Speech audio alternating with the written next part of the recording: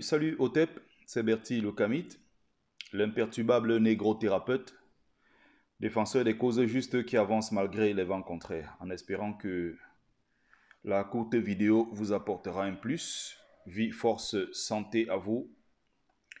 Pluie de bénédictions ancestrales, bienvenue sur la page du notable que je suis, Mumbeso Mbung, propagateur du savoir ancestral, descendant de la dignité et de ceux qui n'ont jamais trahi.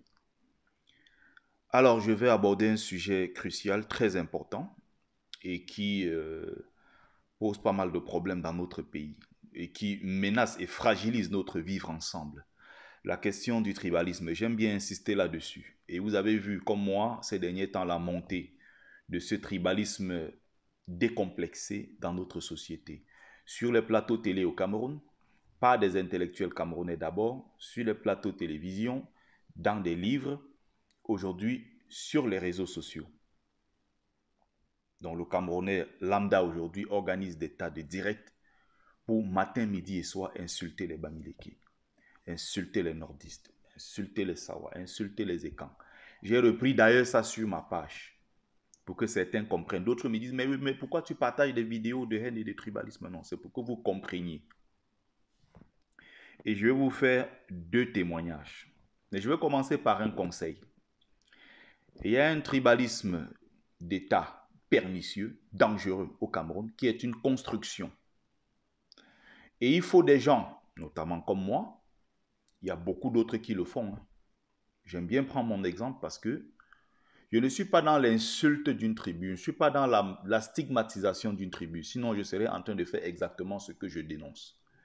Je suis dans la déconstruction de tout un système qui a été construit. Et pour cela, il faut des arguments, il faut des exemples, il faut des livres, il faut des témoins oculaires, il faut. Et c'est pour ça que ce travail-là, je le fais sans haine d'autrui. Je vois ces derniers temps-ci sur les réseaux sociaux comment les gens organisent des temps de taux de direct, mon Dieu. Ils insultent matin, midi et soir. J'ai envie de donner un petit conseil. Le Bamileke que tu insultes aujourd'hui peut être celui-là qui va te sortir d'une situation très compliquée demain. Le nordiste, le Sawa que tu insultes, n'oublie pas demain, c'est lui qui peut te sortir d'une situation très difficile. Plongée dans laquelle tu as été plongé par qui? Par ton propre frère du village. C'est pour ça qu'il est urgent de se battre pour la construction d'un état de droit. C'est pour ça qu'il est urgent de se battre pour la construction du Cameroun, pour nous tous, et non être dans la haine de l'autre. Il faut être dans l'argumentation, il faut développer, il faut expliquer, il faut en parler tous les jours sans se lasser. Il faut que les jeunes sortent de cette mentalité. Et c'est d'autant plus grave que ces jeunes-là ont 30 ans, 35 ans, 28 ans. Ils ont connu une époque où tout le monde se mélangeait, une époque où, franchement, les Camerounais, mais qu'est-ce qui peut arriver à cette jeunesse-là de voir des gens qui organisent des directs, qui déchirent le ndop, qui insultent les Bamileke, qui traitent des autres de porc, d'autres qui traitent des vendeurs de terrain, des cancres, des buveurs d'alcool, tout ce qu'on voit sur la toile. Je vais vous faire deux petits témoignages pour conclure parce que je ne veux pas faire une vidéo longue. Je suis juste en train d'enregistrer. Dans ce livre Folie et calvaire des migrants que j'ai publié en 2020 et dont la rédaction a commencé en 2017, je raconte un épisode, ce que j'ai vécu en 2011 quand je partais du Cameroun. Je pars du Cameroun, de Yaoundé, avec un gars Bamileke comme moi. Comprenez bien. On fait le voyage ensemble jusqu'au Nigeria. Du Nigeria, pour traverser côté nigérien, je vais rencontrer des Camerounais comme moi, ils sont nombreux sur la route. Il y a deux gars Bassa, mais il y a un notamment très ouvert, compatissant, tout ce que vous voulez, empathique. Et je n'ai pas oublié son nom. Et je l'ai même d'ailleurs mentionné dans ce livre. Il s'appelle Achille Konglok. Il est ici en région parisienne. C'est un Bassa. Hein? Pendant que j'étais en train de transpirer dans la voiture, j'étais en sueur. J'ai fait une crise d'angoisse. C'était la première fois de ma vie où je partais si loin. J'étais déjà au Nigeria. Je n'avais que 23 ans. Je commençais à perdre des kilos. Je ne connaissais personne. Je me demandais, mais où est-ce que je vais? Je vois des étendues comme ça de désert. Tu vois des ossements de bœuf sur la route. Tu te dis, attention, je peux finir comme ce. C'est quoi ce truc? Tu roules, tu ne vois rien. Tu vois des gens en face de toi que tu n'as presque jamais rencontrés. Pourtant, voilà, c'est des Africains comme toi, mais j'ai vu des gens balafrer pour la première fois, des gens qui sortaient devant moi avec des balafres comme ça partout. J'étais effrayé. À un moment, j'ai commencé à perdre du poids et j'ai mangé quelque chose qui n'était pas très bon. Du côté du Nigeria, vers Dimeta, j'ai mangé un truc comme du héros avec des sauces comme ça. J'ai attrapé une gastro et j'étais dans la voiture, j'étais menacé. Je souffrais, j'avais ramené quelques Doliprane. J'étais pourtant, je rappelle, sorti avec mon frère Bamileke. J'étais assis là, il était assis là, pendant que je tremblotais, je souffrais. Je lui dis, s'il te plaît, envoie ta main dans le sac, tu prends le Doliprane, tu prends une bouteille d'eau, tu me donnes. J'ai envie, je dois boire. Il a refusé. Dis donc, dégage, fiche le camp, dis donc, toi aussi, tu cries trop dans mes oreilles, dis donc, toi, quitte là-bas, dis donc. Le gars Bassa est assis, il est en train de voir ça comme un spectacle. Il dit, mais vous êtes sortis à deux du Cameroun. C'est lui qui envoie sa main alors qu'il est très loin. Il prend le sac, il s'occupe de moi comme on s'occupe d'un bébé. Il me prend dans ses bras, il m'a mis là sur son épaule. Il m'a dit, gars, ça va aller, on va tenir. On vient ensemble du 237, on est ensemble. Là, il parlait du Cameroun. On est des frères, on est en train d'aller à l'aventure, on va s'en sortir.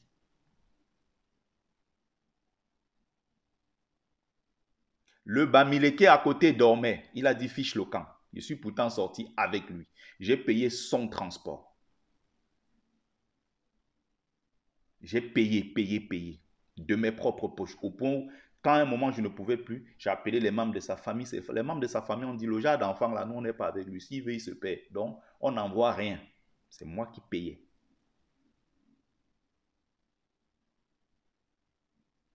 Comme si ça ne suffisait pas. On est arrivé en Algérie. On a attrapé le premier shogo qu'on a eu, le petit boulot de peinture. Je raconte dans ce livre.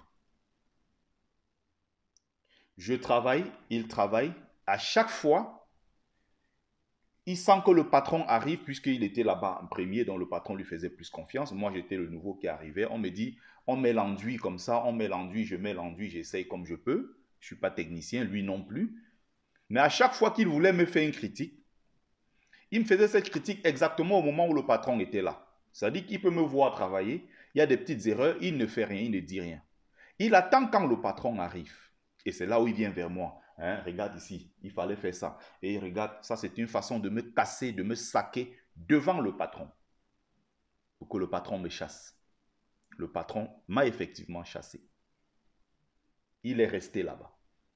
Par la suite, le patron a donné, quand j'étais encore là-bas, le patron a donné un matelas, il a dit rentrez chez vous avec. Il est rentré avec le matelas, il est arrivé au ghetto, il a déposé ça là, il a dit c'est son matelas que le patron a donné. Personne d'autre ne dort dessus. Il va dormir dessus tout seul. Et il n'a dormi avec personne. Il dormait dessus tout seul. Voilà où nos chemins se sont séparés. Il est pourtant Bamileke, non? C'est mon frère du village, comme on dit, non? Pendant qu'il me faisait tout ça, qui est celui qui a volé à mon secours? Jusqu'à ce que je commence à me remettre au bout d'une heure de temps, je commence à sentir que je revenais progressivement. C'est le Bassa Achille Konlo qui était là pour dire, ça va aller mon frère. Il ne savait même pas comment je m'appelais. Il ne sait même pas qui je suis. Vous pouvez être en difficulté, demain vous fuyez pour aller vous cacher. Et c'est celui que vous insultez tout le temps qui vous aide finalement dans la vie. Récemment ici, je veux prendre le deuxième exemple pour sortir de là. Je voulais faire juste un coup enregistrement. Je suis allé avec les camarades de la basse en mai 2022 au boycott de l'artiste Grace Deka. Je suis arrivé, je n'étais pas d'ailleurs proche de la salle, j'étais de l'autre côté de la route carrément. Il y a quelqu'un qui est venu, il a espionné, il a vu que ah, ça c'est Bertie, c'est un visage connu. Il a allé alerter. Pendant que j'étais en train de discuter avec quelqu'un, j'ai été encerclé par une dizaine de personnes qui me donnaient des coups, violemment. Heureusement que je suis un athlète bien entraîné. Et à l'époque encore, j'allais beaucoup en salle de gym. Vraiment, si je n'étais pas fort physiquement, je craquais.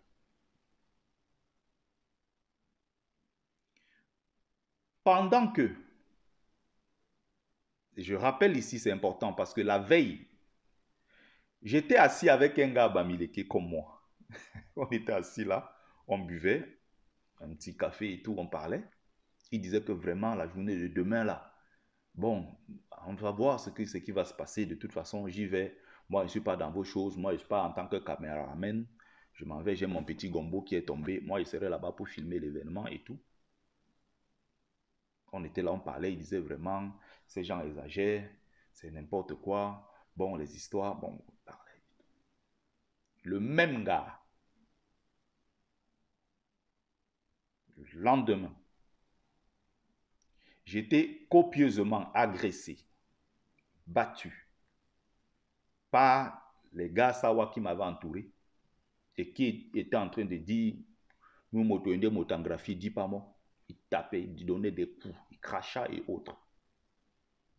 Le gars Bamileke, avec qui j'étais la veille, était placé là. Il était en train de rire. Il regardait, il riait aux éclats. Je crois même peut-être qu'il m'a même pris en vidéo pendant qu'on me donnait des coups, je ne sais plus. Il riait. Il regardait, il riait. Donc, il n'a pas un seul moment où il a essayé de descendre pour dire aux gars, les gars, s'il vous plaît. Il y a un qui a tenté de m'humilier, j'ai résisté. J'ai dit, tu ne me feras pas ça. C'est un gars à Douala, avec qui j'étais souvent là-bas à Château-Rouge, et qui me reconnaissait très bien, et qui appréciait le combat que je mène, qui apprécie la lutte et tout ce qu'on fait. C'est lui qui est sorti là-bas, bondi sur ces gars-là pour dire, mais attendez, mais qu'est-ce que vous faites là? Il vous a fait quoi? Il vous a insulté, il était ici, non. Vous êtes allé le chercher loin là-bas alors qu'il n'était même pas à côté de la salle, juste parce que vous voulez chercher des soucis, des ennuis. Tous ces trucs que vous avez pris, la téléphone, son sac et tout, ramenez tout ça ici, vous lui remettez. C'est un gars là, pendant que les autres étaient en train de me donner des coups, et le Bamileke était à côté, il riait. Est-ce que vous comprenez ces deux témoignages-là? Il était à côté, il riait, le Bamileke comme moi. Je parle d'un truc, le premier témoignage, je vous ai dit, c'est ici à l'intérieur. 2011, c'est ce que j'ai vécu. Pour vous faire comprendre que. Et le même gars, pour finir, le gars Bamileke, le lendemain, il me revoit au quartier, normal. Il me voit genre, oh Bettina, oh. Je lui ai dit, si un seul jour, quand je me suis levé, tu perds encore la route, tu passes là où je suis, même si je suis assis avec les gens, tu me vois, c'est la dernière fois que tu mets pied. Est-ce que tu as compris? Tu te lèves là, moi, je m'attaque à toi directement. Si tu me vois, tu t'approches encore, je m'attaque à toi. Est-ce qu'on est d'accord là-dessus? Quand il a senti que c'est devenu menaçant, il s'est reculé. Par la suite maintenant, qui sont les combattants de la brigade anti-Sardina qui se moquaient de moi et qui m'insultaient sur les réseaux sociaux? Je n'ai pas vu quelqu'un qui venait d'ailleurs, c'était les Bamileke eux-mêmes. D'autres ont dit il fallait même qu'on te tue. D'autres ont dit tu partais d'abord où? Qui t'a envoyé? Tous ces gens-là étaient des Bamileke. Parmi eux, des gens qui étaient assis dans la voiture, à côté, d'autres dans des herbes cachées. Ils regardaient au moment où moi j'étais attaqué. Ils regardaient, ils riaient. Il se passe des coups de fil. Tu as vu ce qu'on a fait à Bertie? Ils rigolent sur moi. Ils sont bamiliqués comme moi. Et nous menons le même combat. Nous avons tout intérêt à nous battre pour construire le Cameroun parce que c'est notre seul héritage. Nous avons intérêt à nous battre ensemble. Ça sert à quoi les lives que je vois, ils organisent tous les jours pour les mots, la violence des paroles. Quand il y a des moments, je m'assois, je dis, mais est-ce que ceux-ci sont... Et parfois, ils vivent en Europe. Il s'est dit qu'il se lève le matin, il partage son quotidien avec les gens, des Arabes, des Blancs, des Asiatiques, des Noirs, partout. Mais il estime que dans son village, il ne doit pas avoir des gens qui viennent d'ailleurs. Mais lui, il est chez les autres. Arrêtez ça. Arrêtez ça. Arrêtez ça. C'était les deux petits messages que je voulais passer ce matin. Merci à vous. Merci et partagez ce live massivement. Merci à ceux qui ont pris le temps de le regarder. C'était Bertie le Kamite, l'imperturbable négro-thérapeute, le défenseur des causes justes qui avance malgré les vents contraires.